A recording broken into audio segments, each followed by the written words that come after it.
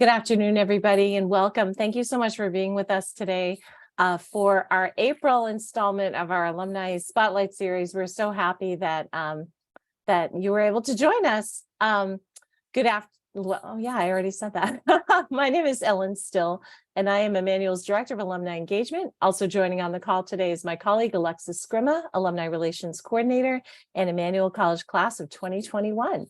If you've not done so already, please add your name and class here on your screen. If you're not an Emmanuel alum, please note your school or company. Thank you.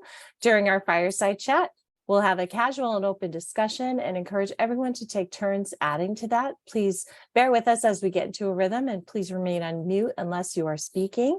Questions can be submitted either through the chat or Q&A function at the bottom of your screen throughout the talk. And please feel free to raise your hand if you'd like as well. We'll call on you. Thanks for your patience as we start our chat. We're so excited for this April installment of our 2023 Emmanuel College Alumni Spotlight Series, and it's my pleasure to introduce Isis Ortiz-Belton. Isis Ortiz-Belton is a financial services and banking professional with over 13 years of credit risk, corporate finance, and underwriting experience. She's a vice president portfolio manager at Eastern Bank, where she manages a portfolio of commercial banking relationships with a broad array of middle market and security alarm companies. Prior to joining Eastern, Isis was vice president and a portfolio manager at Citizens Bank and previously held positions at Santander Bank and at John Hancock Financial Services. Isis is an active community leader and diversity, equity, and inclusion champion. She's a strong advocate for education and financial literacy of minority students and the rights of women, BIPOC, and those identifying as LGBTQ+. Notably, Isis is the president for the Boston chapter of the Association of Latino Professionals for America, or ALPFA, the first and largest Latino professional association serving over 100,000 professional and student members across the United States, Puerto Rico, and Canada. She sits on the board of trustees for the Phoenix Charter Academic. Say it again. She sits on the board of trustees for Phoenix Charter Academy Network, is a member of the Lawrence Boys and Girls Club Advisory Council, and a committee member of the Cummings Foundation. Isis holds a Bachelor of Arts in Mathematics and a Bachelor of Arts in Business Management from Emmanuel College, a Master of Science in Finance from the New England Institute of Business at Cambridge College, and a Master of Business Administration from Bentley University. She's a recipient of the 2014 McCallum Leadership Scholar Award, a 2018 Latinos for Education Board Fellow, a Greater Boston Chamber of Commerce 2021 Boston Future Leaders Fellow, and a 2021 Leeds Lawrence Fellow. Most recently, Isis was recognized as a 2021 Latinx Amplifier, a 2021 Latina Rising Star by the Association of Latino Professionals for America, and co-authored her first book, Extraordinary Latinas. She's also been identified as a 2023 Leading Woman Award recipient by the Girl Scouts of Eastern Massachusetts. Isis was born in Bayamon, Puerto Rico, and raised with significant Dominican influence. She currently resides with her wife in Lawrence, Massachusetts, and identifies with the pronouns she, her, and hers. Welcome, Isis. We're so happy that you're here with us today. Thank you, Ellen. That was a lot. It was a lot. I'm sorry. I hate to cut anything down, though. It's like, what do you take out? You can't. It's all impressive and wonderful and great. So thank you. I appreciate that. Let's really celebrate you. Let's celebrate you. So thank you. So we are going to do this in a fireside chat function and just kind of talk about Isis's journey to this road. But I always think it's fun to start with a little icebreaker, and we have people can participate if they would like. But I wanted to ask Isis, do you have a favorite dessert? And if so, what is it? An easy question. I know, easy but hard. It's funny because I do have the big sweet tooth, so I love desserts. But I would say I'm a sucker for a good creme brulee. Really? So if I go to a restaurant and they have it on their menu, I am gonna try it. It doesn't matter what kind or flavor. So yeah. But as you know, it's a French dessert, so it's not in every restaurant. So my fallback, I would say, is a mean strawberry shortcake, and the best is made by Tripoli's Bakery and Pizza, that's located in Lawrence, Mass, and actually has been around since the 1940s. So they have that recipe down. Amazing. See, my favorite is a birthday cake, because an entire cake with your name on it is like my dream. So Yeah. But excellent choices. I appreciate that. Thank you. I share a sweet tooth as well. I love it. So, um, getting to some more serious questions, can you tell us a little bit more about yourself and what brought you at first to Emmanuel College? How was that journey? Yeah, no, I think it certainly was a long journey to get there, mainly because of the experiences. I know you touched a little bit about my background and sort of how I ended up here. But I had the 12 years of experience in banking. But before that, I was just a girl who grew up in Lawrence. I was born in Puerto Rico, raised, I wouldn't say raised in the Dominican Republic, but 2 weeks later, I was in the DR, took a ferry to DR with my family, and ended up there. And then shortly after that, ended in Miami, which is where my two younger brothers were born. But really, what I would say is that after relocating when I was 4 years old to Lawrence, Mass, that's really where I grew into the person that I am today, just because that's where I spent most of my my young years. And it is really the city that I feel shaped me into who I am because of the things that I experienced. For those who don't know, Lawrence is the small city that's about 30 miles north of Boston. Um, I actually liken it to Washington Heights on steroids. And that's, for those who don't know, Washington Heights is an area of New York, which has a significant Latinx influence and population. And so I say Lawrence is Washington Heights on steroids because it's literally mainly Latinos. Population is 80% Latinx and 40% Dominican. So really, really the place where I came into who I am. I was raised by my mother, who placed a significant value on education. And growing up in Lawrence and going to 5 different schools by the time I got to high school, it made me really realize that getting an education was what I thought about at the time as my ticket out of the hood, right? So I went on. I went to Central Catholic High School, which is a private Catholic college prep school in Lawrence, that was founded by the Marist Brothers Mission.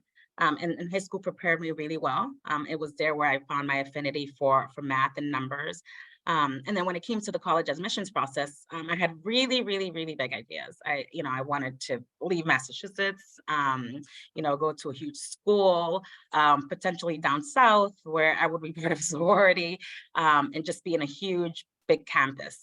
But those plans were really thwarted fast by my Dominican mother, who said, "You're not, you're not leaving the state." So I applied to 5 different colleges and universities, the furthest being New York. And I was kind of like going like this: if I got in and my mom let me go, I'm going to do it. And but I knew that wasn't going to happen. I did get into all of them, and that was great. And for me, looking into the schools, it was really thinking about a place where I knew that I was going to get the education that I wanted. So a place that was going to have, business management offering, math offerings, at the time, art offerings as well, because I actually started with an art minor. And so it was for me looking for places that I knew were going to help me excel in sort of that realm. But it was also for me finding a place where I would feel like like I felt at home a little bit. And I know that's hard to really define when you're leaving high school and you're leaving your home for the first time and kind of going off on your own. And so for me, it was important to find a place where I felt, that I belonged, or that at least the space would be familiar because of my past experiences. And so ultimately the choices came down from those 5 schools that I got into, came down to Suffolk University. I got a full ride there, and that, or Emmanuel College, which gave me a decent financial aid package. And I'll tell you a funny story, actually, which is what sealed the deal for me when I visited Emmanuel. I attended Multicultural Weekend. I'm not sure if that still happens or not, but Multicultural Weekend, which is, and I was a senior in high school when I did that. I visited Emmanuel for the first time physically during that weekend, which is when you bring all of the students of color together who were accepted into the school. So, think about this Latina coming from Lawrence, which is, majority BIPOC folks, and, coming to school for the weekend where all of the students of color who actually look like me were there. And so for me, the decision was really easy that weekend because I felt at home. I saw people who looked like me. Only later when I found out that was just that one weekend where, the students of color were highlighted. And it turns out that we were actually the minority on campus. But I still made the decision because for me, it felt really, really good then. And also this idea that Emmanuel College is, grounded in the Catholic education, and coming from Central Catholic High School, that meant a lot for me. And so kind of keeping on with that same theme. And so, I made the decision. I made the decision to go to Emmanuel College, irrespective of the full ride, which my mom wasn't too happy about. That it was probably one of the best decisions I've ever made in my life. And the next 4 years after that were years of growth. And, by the time it was all said and done, I walked out with a degree in math and a degree in business. So That's amazing. That's a really good story. I love that. I love that. We actually I know we have students logging in from our Center for Diversity, Equity, and Inclusion. And we actually did an equity week just not too long ago, culminating in an equity fair. So that was a really we've extended past a weekend. I love Isis. it. So and now we have the Center for Diversity, Equity, Inclusion, and Belonging, which is such a valuable place on campus. And we we support the support I think that students receive is probably a little bit more intense than what you may have felt. So that's it. Again, we have Great to hear. now it's a whole week. Did you have a favorite study or hangout spot on campus, and how about a favorite faculty member when you were Oh, here? you're in trouble, Ellen, already. Um, uh, in terms of the hangout spot, that's funny. For me, I feel like that was an evolution, right? Like you first come on, you're kind of learning your way. You're a freshman, you don't know, you're meeting people. Um, and I got involved fast. I got involved really, really fast. So sophomore year, I was an orientation leader. I applied to be an RA. Got involved with BSU wedges and what was the Rainbow Connection at the time. So I was busy for sure. I would say that my hangout spots evolved based on the year, right? So my first year as a freshman, St. Anne's was my dorm room, my dorm building. And I remember as freshmen, we had a group of friends who were all we all lived in St. Anne's, and we all were taking the same business management class. And we would literally hang out in this foyer of St. Anne's and break night, literally until the sun came up. And in between that time, from night to morning, we'd take walks over to Shaw's or like Dunkin's because it was open 24 hours, so we can get our caffeine in so we can keep on studying. And those were really the early days, which I think about those moments. And, as an adult, you're like, oh, I wish I can go back to that. Because even though it seemed like so so difficult, really, when you think back, it really wasn't. It was beautiful, beautiful times that were had. And then, once I became an RA, I spent my fair share of hours manning the front desk. So name the building, I was probably there. So I did a lot of homework in those front desks and met a lot of people and made a lot of friendships and relationships with that. And then when I became a junior, because I was an RA, I was an RA, and then junior year, things become more real. You're really thinking about what's happening after. I saw myself spending less and less time in the foyers and the hangout spots and more time in the library. And the senior year, I was I had moved off campus, but that junior year, we had dorms at Wentworth. I don't think we do anymore. So space was an issue, capacity was an issue for students to live on campus. And I remember that year we had a lot of space at Longwood Ave, we had space at the hotel, we had space at Wentworth. And so I was one of the lucky RAs that got to be an RA in Wentworth. So I literally had my own studio by myself, which is a big deal at the time, living right on Huntington Ave. And then my colleagues who were RAs on campus didn't have the same fate. But so for me, that was really really sweet in terms of the spots where I would hang out at.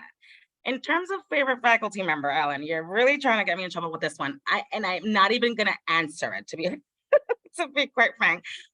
Let's just say there was a number of faculty and staff that had a significant and profound influence on me. I'll name some, and I won't get them all, but from the academic side, Dr. Jean Trubeck, Mita Chrysostomo, Eustace Phillip in accounting, on the staff side, Damita Davis, Royston Martinez, Dr. Joe, Dan Thirsty, Dr. Rismar. I mean, these are all people that were just staples in my day-to-day when I was at Emmanuel, and that I forever will be thankful and grateful for. One person that I will highlight, though, is Dr. Dawn Rose, who's actually no longer with the school. she was a math professor of mine for several different um, classes, and she's really the one. And I say this story, I say this story oftentimes when I do other speaking engagements or when I talk about, um, either people who really pushed you. Um, I appreciated that because Dr. Rose, a white woman, really saw something in me that I perhaps did not see in myself. And I remember coming to Emmanuel, I was a business major, art minor, and I was convinced that's what I was going to do until I got a C plus freshman year in basic drawing. I was like, what in the world? Needless to say, I think that discouraged me a bit from the art minor. But on the other hand, taking the math courses that were prerequisite necessary for my business major, um, I got to meet Dr. Rose, and she saw, like I said, she saw something in me that I didn't see in myself. Um, she pushed me to minor in math, and that minor turned into a major. And it's because of, again, what she saw in me that maybe others did not. And I remember talking to peers, even family members, people, at the time, and saying, this is something that I'm considering. And they're like, whoa, what? A Latina with a math major? We've never seen a Latina mathematician. Are you sure you can't do it? Needless to say, many naysayers. But Dr. Rose was that one person who said, you can do this, and I sure did. So again, so many people that touched my life while I was there. But I have to give Dr. Rose a highlight. I love that. I love that. And I think that that is the hallmark of a caring faculty member. And then as a larger institution, a caring college. I love that. And, when you say you hadn't seen a Latina math major, the response should have been not yet. Not yet. Now you have. Yeah. Now you have. I love that. Kind of going about your career, what road brought you to your current role at Eastern Bank? That's a good question. It's been a road for sure. I will say when I was at Emmanuel, or even before that, I think, I did the math degree, business degree, knew finance was my thing, knew that's where I wanted to go. I actually thought I wanted to be like a Wall Street analyst and travel the world. But as it turns out, I love to travel, but I hate to fly, like literally hate to fly. Nervous wreck. And so, yeah, flying around, for weeks at a time, just, it was not going to work. But still the desire to be in finance was always there. And, Central did that, but so did Emmanuel, really ingraining in me this love for the community and giving back. And I think how I worked and the internships that I got into all sort of reflected that. So when I was at Emmanuel, the internship that I landed at towards the end that ultimately offered me a full-time role, Acción International, was a nonprofit that did microlending, right? So I took my love for finance, and also my desire to want to give back and really try to help the world, and combine both of those. And that role was perfect for that, because the organization, microfinance, is really this idea of using financial tools and resources to provide to people so that they can come out of poverty, right? So think of maybe this woman with children in South America, right, lending her $500 where she can potentially start a fruit stand in a corner that would hopefully build into its own self-sustaining business in the long run, right? So it's micro lending with the idea of alleviating poverty in the world. Certainly a big task, but I think that was really good for me to, it was a really nice sort of entryway into the real world, right? Job, but really meshing those two things together. I think one of the things that I struggled with as a Latina, coming from Lawrence, where we didn't, we weren't rich. My mother grew up getting government assistance. Being on Section 8, I knew that that's not the life that I wanted for myself or my future family, and that I wanted financial freedom. But it's also something that we don't get taught in the hood, right? Right. Like everyone's worried about the Jordans that they're going to wear in the car that they're driving. I was worried about what's my family going to look like down the line? How am I going to make enough money so that I can buy my mom her first house, because she's never owned one, right? And so I knew at one point that nonprofit was just not going to be the route for me because, as we know, nonprofit does not pay as much. Also, if I had these grand ideas and ambitions for financial freedom, I knew that I would have to sort of pivot where I would go. And so then I made a decision to approach a corporate job, and I had applied for John Hancock Financial Services, and I will never forget my boss, Janice there, who's actually a graduate of Emmanuel when it was an all-girls school. And I believe those were some brownie points that I got in the interview. And I ended up landing that job for the next 5 years, which allowed me to grow in their bond and corporate finance group, which was really, really nice. And taking the general funds, right, of the organization, John Hancock, a life insurance company, and reinvesting those right in the market so that you're able to grow that portfolio. And that was great. But at a certain point, I did not see a further growth for me. And I was really battling whether the time would be then for me to make the move. We're, financial crisis times. This is all starting to happen. I'm really starting to think about, schooling. Where do I go? I was even toying with the idea of taking the CFA exams for CFA analyst to be a CFA charter holder, which I started to do while I was at John Hancock.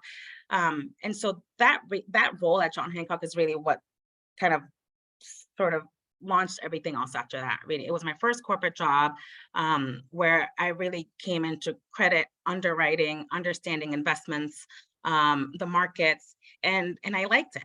I did, but I came to that point where I needed to make a decision. Do I stay here at John Hancock, knowing that there may not be a potential sort of pathway for me to move up in the organization, or do I, just start looking and find something else? And so I had to make the tough decision then. And culturally too, like your parents, like my mom would tell me, and this is the same for many people who experience, maybe other people of color, culturally, you have your parents telling you here, you're ready to have a job. Like, why leave? Why, you're fine, you're stable, don't rock the boat.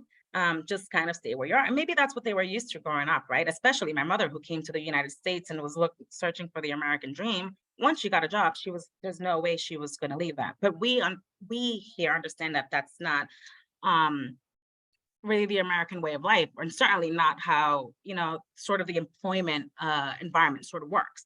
And I knew that there were opportunities, and that if there was a time for me to job hop, right? Because I think there's a negative connotation to that too. And I think I've learned to look at that differently these days. Um, I knew that I had to make that move then. I also was worried about my future and how much I would grow. And so I made the decision to move over to banking for the first time, which was still doing the same work. I was still underwriting. I was still looking at, I was still essentially evaluating whether a particular investment was good to lend to, right? To give money to. And that's when I decided to move over to Santander, my first time in actual banking. That was a short run in the organization. The organization was going through a period of turmoil. That's, when Sovereign and the whole Santander merger happened. That was great. But I started at that time is when I was introduced to Alpha, and I'll talk a little bit about Alpha later, but that's when I really started to see the value of networking. The people who of course, you want a great education, backing, you want to be an expert in what you're speaking of or your job, but there is significant power in your network and the people that you know. And that started to prove itself to me when I was at Santander, because a colleague clearly saw the value that I brought to the table. And he also knew of a role that was open at Citizens Bank at the time that he thought I would fit for, right? So here's a person who over the last year and some change, saw, what I could bring to a team, went elsewhere into a different room, brought my name into that room because I was not part of those conversations. And that opportunity became available to me. So ended up at Citizens for, I would say, the next almost 6 years. And it was a great, great, great run working there in the middle market. So when I was at Santander, this was a large corporate. So think huge corporations, global global, McDonald's, Toyotas, these big companies. When I went over to Citizens, I was now in the middle market space. So these are smaller, more regional companies in the 25 to $500 million revenue annually range, which gave me an opportunity to then work with companies that I may know more personally, right? And it was just, it was a great, great experience for me there. Um, oh, 2 years ago, 2 years and a week and some change ago, literally on 4/12 is when I began my role at Eastern. And I think the reason for moving there was more introspective, was more thinking about my future, and really this idea of DEI, which has been at the forefront over the last, I would say more pronounced over the last 4 or 5 years, right? Particularly after George Floyd and all of that. And so I started to really think about my future, where I felt like I belonged, where I knew that I would be given opportunities as a Latina.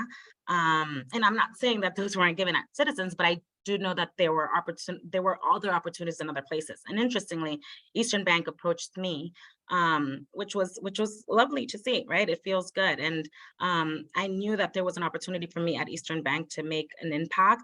It was a smaller bank than Citizens, right? So coming in allows me to bring in that expertise that I brought from a bigger bank, especially since Eastern Bank recently went public, and hopefully they will get to that state where Citizens is. So, that's a little bit of how I landed there. It's another one of the great decisions I have made more recently. Eastern Bank is a great organization, not just for what it's provided me as an employee, right? But when I think of financial institutions and I think of DEI, they're pretty far along ahead on that curve. They walk it, they talk it. The Eastern Bank Foundation they're very intentional about giving money back to the community. They fund, hundreds of nonprofits that are creating significant impact for the community. So, I think I found, for now, as I see it now, I think I found, a place that, not just values me, but that I feel proud to be part of, right? So it's a great bank, and it certainly has been a journey to get here. And I don't know where the rest of the journey will go, but this is where I'm at the moment.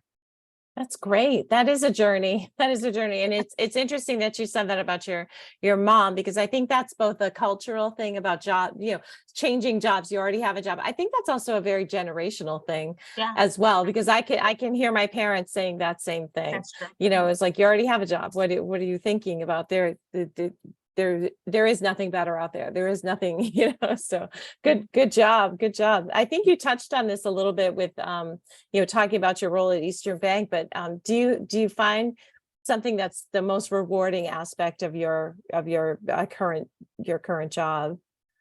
Is there a more rewarding, what's rewarding for you? What's the most rewarding aspect? Yeah, I mean, I would say, and it's funny because people ask, like, oh my God, you're in finance, or you're behind a computer, you're just like, you're crunching numbers, like, what do you get out of that? Isn't that boring? They kind of like think I'm an accountant. There's some accounting involved, but certainly not all of it. I think there's certainly that where I'm behind the scenes crunching numbers, looking at financials and looking at how a company's performing to evaluate whether I'm going to lend to them or not. Um, but really the beauty of this job is the client facing part, where that you're playing a role in that company's growth, right? And companies are just like people. There's entities. And just like we need banking services, we need mortgages, we need loans, we need all of these things, so that hopefully these are resources and tools that we have to be in a better financial position. I do that, but I do that for companies. And I think working in the middle market side, where these companies, and I saw that once I started at Citizens. It wasn't as clear to see when I was at John Hancock, because these were already behemoths. Like, these were huge corporations, which have been around for like years. But it's beautiful to see a company that may be small or just starting off, or has just gone from a startup, and now it can actually go into business banking, and then it moves from business banking into middle market because the company continues to grow. And then the role that we as a bank play in that growth, it's just really nice to see. I have a client from my previous role at Citizens throughout my 6 years there. I remember when they were transferred to us from the business side, and they made it into that sort of middle market space. And throughout the next 6 years of me being their portfolio manager, and being there for them as they grew and providing those financial resources, and tools, right? Whether it was lending so that they can open up another location or all of those things. That I was part of that journey, maybe maybe indirectly, right? But I'd like to see it that way. And for me, that's the nice part of it, to see that company that went from a small company, then went to middle market, and then eventually left me because they outgrew my team, because they grew, and went off to large corporate.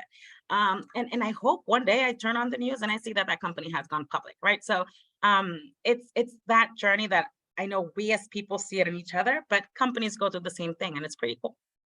That is rewarding. I Yeah. love that. I love that, you're playing a part in that. I love that.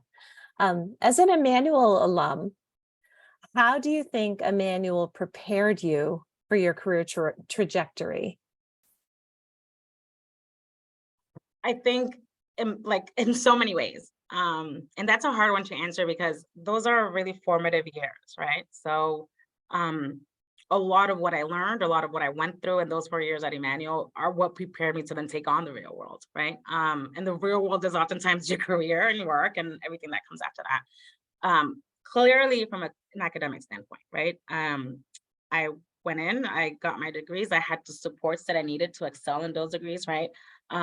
Which was lovely for me. And having that support meant everything, especially for someone who had left Lawrence and didn't know sort of how to maneuver. And I was living in this big city, and what does that mean? So that was really important to me. So certainly from an academic viewpoint, I they grounded me. Um, and the other thing though, and I touched this on this earlier, is really the value that Emmanuel puts on like commitment to community, and in a silent way, sort of this thing to like pay it forward, right? I remember volunteering in many different ways for different things on campus. It's something that the school exuded, right? And so it's something that, because it exuded that, then it was instilled in us. And I took that with me. You know, the diversity, even though we all know that places could potentially be more diverse, still for me, coming from Lawrence, I was used to just seeing people who look like me, right? So it was important for me to see the opposite end of the spectrum, right? When we think about diversity, religious diversity, gender diversity, right? Racial diversity, all of that I was really welcome to when I came into Emmanuel, because for the first time I was outside of this bubble, which is what I thought, everything I knew. And then coming into the city where, I met so many people, and made relationships. I think that is really what allowed me to really like go into, you know, go into the world with this perspective. And just learn this, meeting different people at Emmanuel, just like even backgrounds, that really does prepare you. That's what you're gonna deal with when you get out in the real world, right?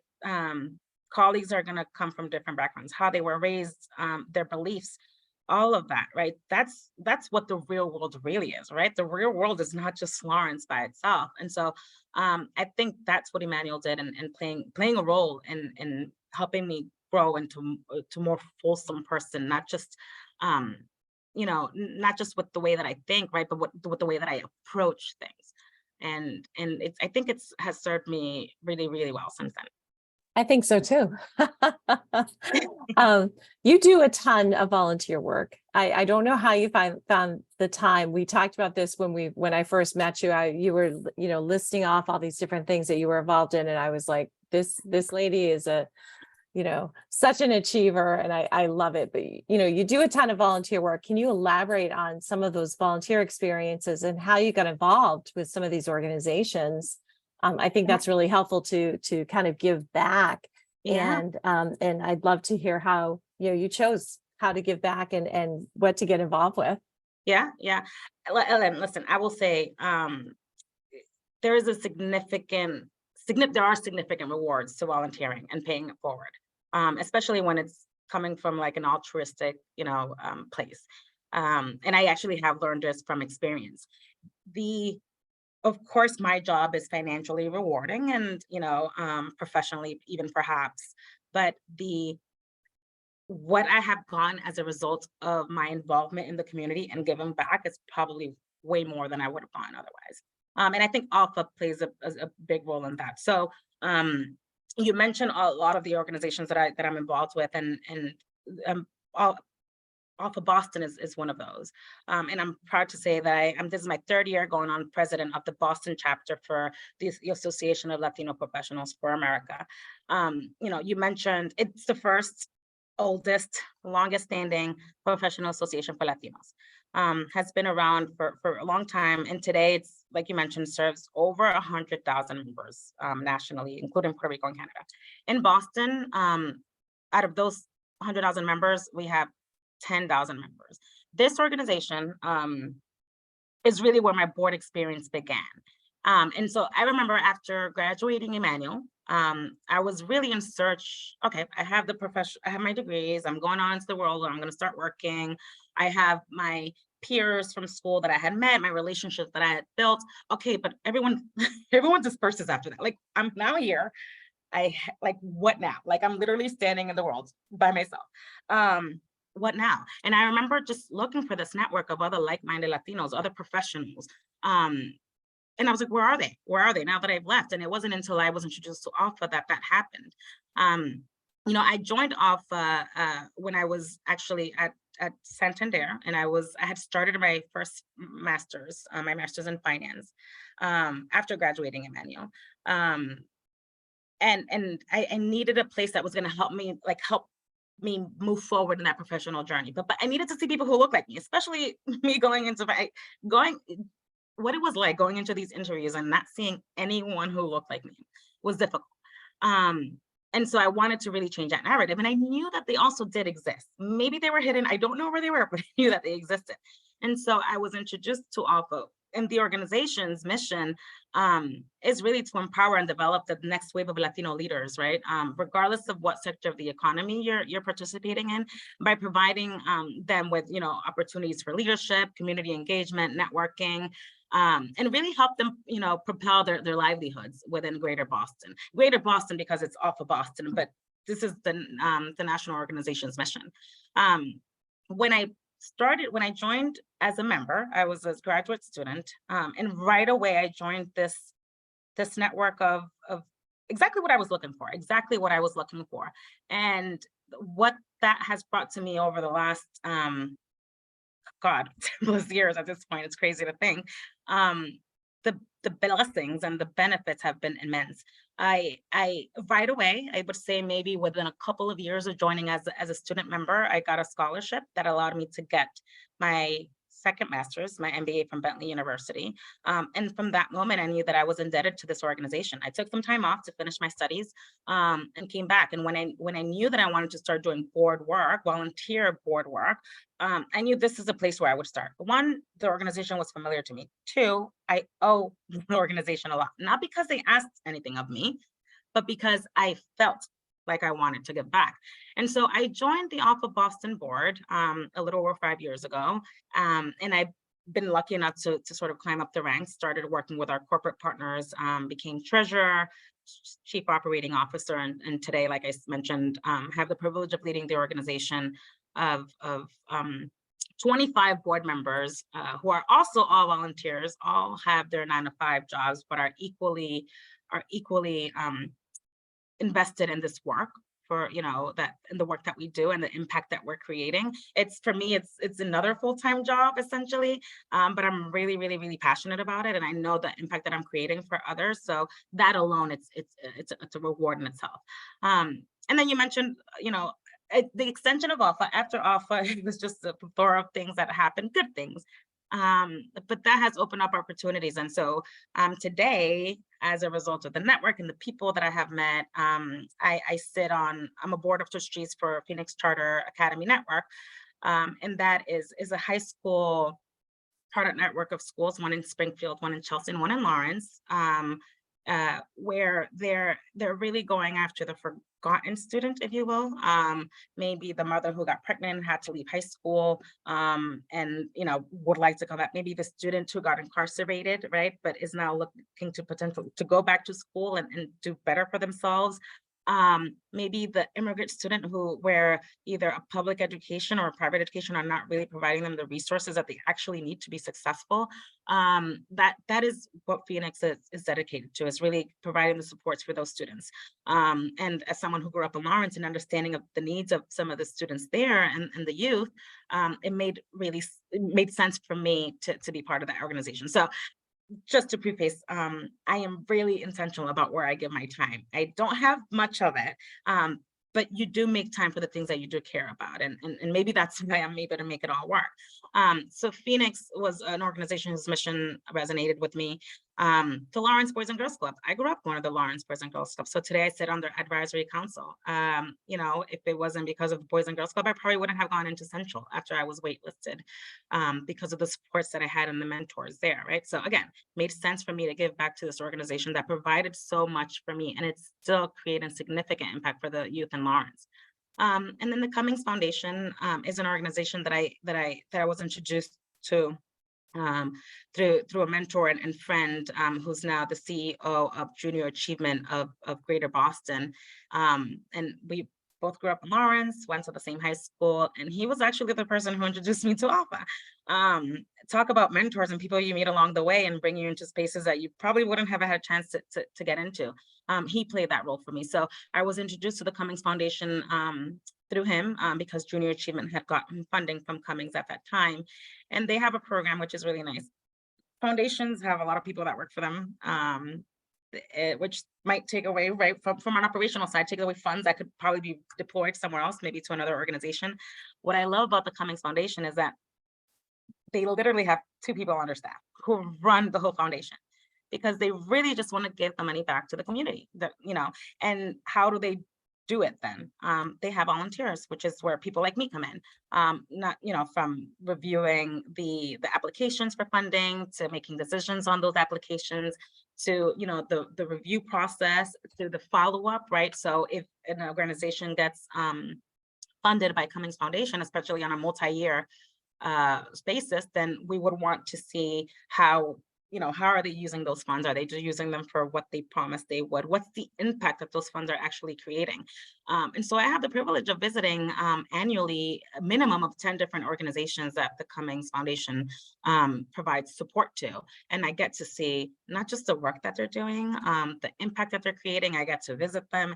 It's a really, really rewarding experience to be able to see all the great stuff that's going on in the Commonwealth that we have no idea how much stuff is going on there. And so to have the opportunity through the Cummings Foundation to just get a sneak peek of that is really nice. And again, it's volunteer work, but it's just so rewarding that it doesn't even feel like it's work. And then, of course, I said I've done other projects, but really with organizations that are creating opportunities for the youth and the communities via, whether it's rigorous academics or financial literacy, youth empowerment, policy and advocacy work, all things that are impacting, my people, and those are things that I'm passionate about. And so that's how I find the time to be involved with all of them. It's amazing. I can't even imagine what your calendar looks like on a day-to-day basis, weekly, monthly. So you're a published author. You've written a book entitled Extraordinary Latinas, and we chose the title of this talk based on that, on your book. Kudos to you. You. What was that book writing process like? And can you tell us a little bit more about that process and what gave you the idea and how you got published and all that? Yeah. Well, first of all, I would say that if you asked me even like 2 years ago if I thought I would be a published author, no. So this is, again, it's something that I feel came about as of this network that I entered as a result of Alpha. Somehow I just string it all back, right? It's an amazing organization. And my involvement with that and my leadership in that in the organization have opened all of these doors, one of which was this book. I've made connections, I've developed rewarding relationships with, fierce Latinx leaders, but particularly Latina leaders, right? Which for me has been so wonderful to see. Latinas who are paving the way in their respective fields, all of which are, keen to woman empowerment, right? Which I think is really important as we try to like uplift next generations. And one of those women, Ileana Rojas, who I very, very much admire and consider a friend, I met through Alpha, and she's actually my chief development officer today. She's a powerhouse, and it goes to show the benefits of surrounding yourself with people who are like-minded, who are who are leading and empowering others in the process. And Ileana did just that. And so she's a published author. She's had several books that she has authored in the past. But she invited me to join this project where we really wanted to highlight the stories of 12 extraordinary Latinas. And I think, again, just being part of her circle, my experience and my story spoke for itself, and it's something that she wanted to highlight. And so going through their experience was really, really, really, really rewarding. One, to be chosen as, this group of, 12 Latinas to be able to go through that. That alone was, right, like that, that's a blessing and an honor. But then again, after that, I was like, okay, well, what now? Like, how do I even do this? What is it about? And so I wasn't writing a book from scratch by myself. It's not like a huge novel. It is it is a chapter within a book that I co-authored with these 11 other Latinas. I would say in terms of the process, what I valued the most was really the introspection, like that was involved with it. Which made me really think about my journey as a Latina and growing up in Lawrence. And hey, listen, I'm a millennial. By definition, I'm a millennial. And I was probably the youngest person in that book. So is my story done? No, right? But I thought, and I still think that I've accomplished enough that my story can resonate with someone who may be as old as I am or whatever, or maybe not, maybe it could be someone older, you just never know. But for me, that was also really sweet, is to know that as young as I feel like I am, right, that my experiences were valuable enough that someone would want to hear them and that they could impact someone's life, right? So, the journey that I have gone through as a Latina, as a woman in finance, growing up in Lawrence and all of that has had its challenges. But I think being able to see other Latinas who have equally gone through that journey just made it sweeter, and just being part of that process and learning from them. And this was your journey. Their stories, right? Reading about how they confronted adversity, right? What we're learning about their intersectionalities, right? We think about Latinos, and a lot of times we're kind of like all lumped together, really, but the Latino community is not a monolith. We're so different in so many ways, right? Even the Spanish itself, right? The different dialect, the different accents, the different foods, right? Like how many different ways can you make an empanada? Like there's so many, or call it like a pastelito empanada. Like just think about it. We're so fruitful, we're so diverse. And I think that came out in that book, right? You had 12 Latinas who maybe at face value look similar or the same, right? But we all work in different industries. We all have had different experiences, and it's what I say when I talk about intersectionality and this idea that we're all really, really different. We all bring something different to the table. All of those women on those books had different stories, right? But even so, even if we had another Isis next in that book, that story would have been completely different. Even if went to the same school or went, graduated from the same college, both were a part of Alpha. But I was born here, and let's say that other Isis was born in the Dominican Republic. That alone would bring its two different set of challenges, right? So it goes to show you that even when we look exactly the same, there's the things that we have lived make us different, right? So the immigrant story, for example, the privilege that I have as an American citizen, someone who was born in Puerto Rico, that privilege, right, is something that I have to recognize and be aware of when I speak of or speak to my, counterpart who may have an immigrant story, right? And so I think that is what this book made me realize, and what it sort of pulled out. It was these beautiful journeys, from the Afro-Latinx perspective to the immigrant perspective. It was just something that any Latina could really resonate with. So I thought it was a valuable piece, and really excited to to learn that there's a volume 2 coming out. So I saw that. I saw yeah, that. Yeah, because yeah, I was looking it up and I was like, wow, they're coming out with a volume 2 of the yeah, Extraordinary yeah. Latinas with Ileana. So that's great. That's We're really great. excited about that. Congratulations. Kudos. Yeah, but really, So that's what it is. It's just a story about 12 personal stories in Latinas going through their experience. So it's yeah, tenacity, grit, and what we all go through to get to where we are. that's great. That's great. I think we have time for one more question, but I did want to ask you if we had students on campus who are interested in being a part of Alpha and networking that way. If you could share with me so that I can share with Fiat and Keith and our Center for Diversity, Equity, and Inclusion, who they should reach out to and who they should get in touch with. I would love to be able to share that information because it sounds like that has been such a force in your life. And it sounds like it continues to be a force and will continue to be a force for students identifying that way. So yeah, if you could share that, I think that would be really Oh, will do. helpful. I see Yeah, Tracy's great. on the call here, and I've emailed her about that in the past. And I've spoken for some of the Huellas student leaders. So would love to see an Alpha Press. We have what we call Alpha student chapters. So there's like Alpha Bentley, things like. So yes, let's take this offline. Would love to see some Alpha presence on campus. Perfect. I would love that too. Okay, final question for you. How do you define success?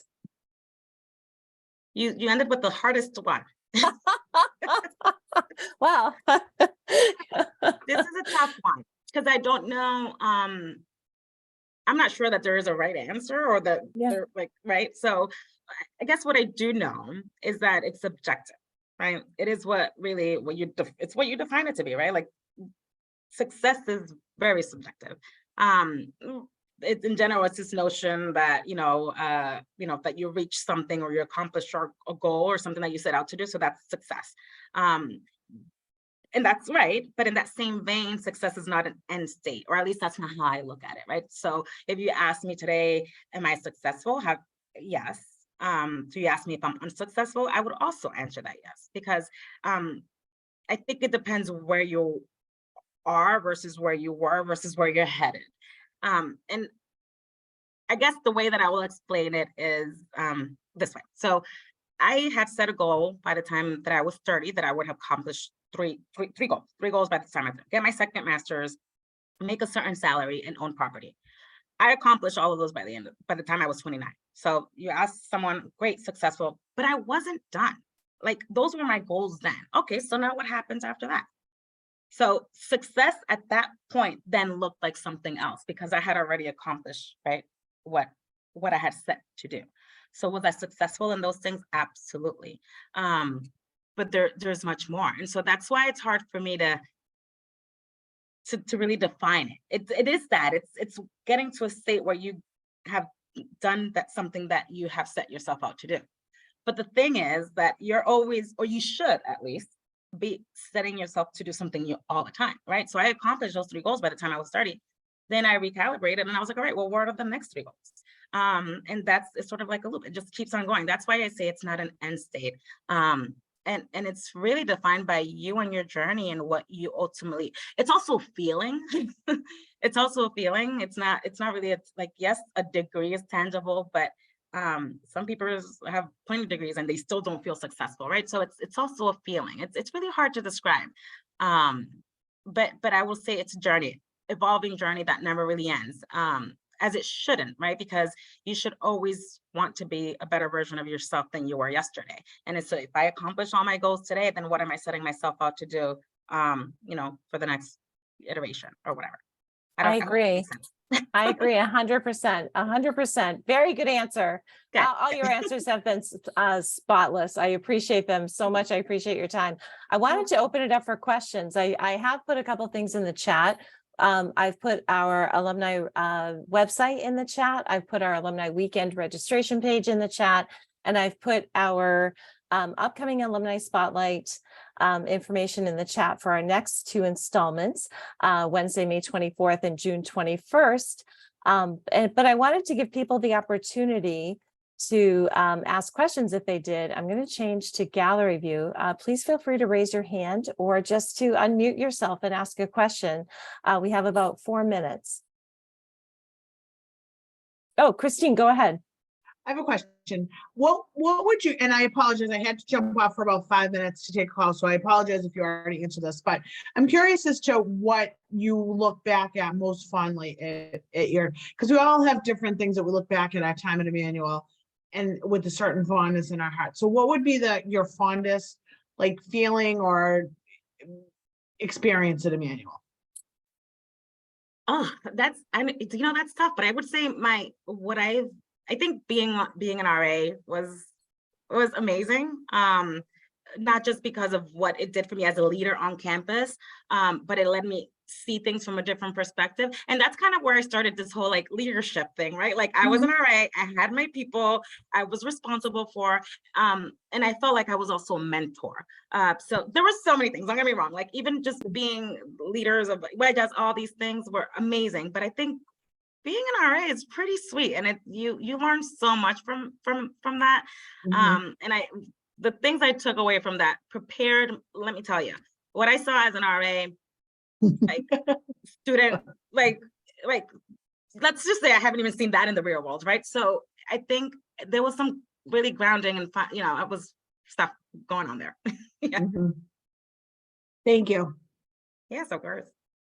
I think it also gives you that empathy that comes with when, being in a leadership like that as a young adult, still in college, still in the four walls of college, but it gives you an empathy for what other people are going through as well.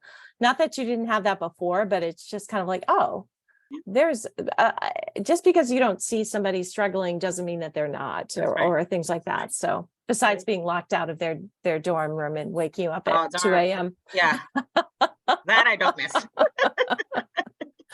Well, any other questions? I want to give people an opportunity. If they are wanting to ask a question, please feel free to just unmute yourself.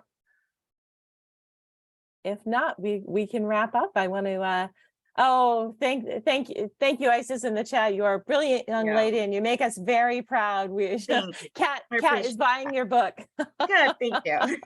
That's great. That's great. So nice comments in the chat. Thank you, everybody, for coming today. Thank you, Isis, for sharing your time and your talent.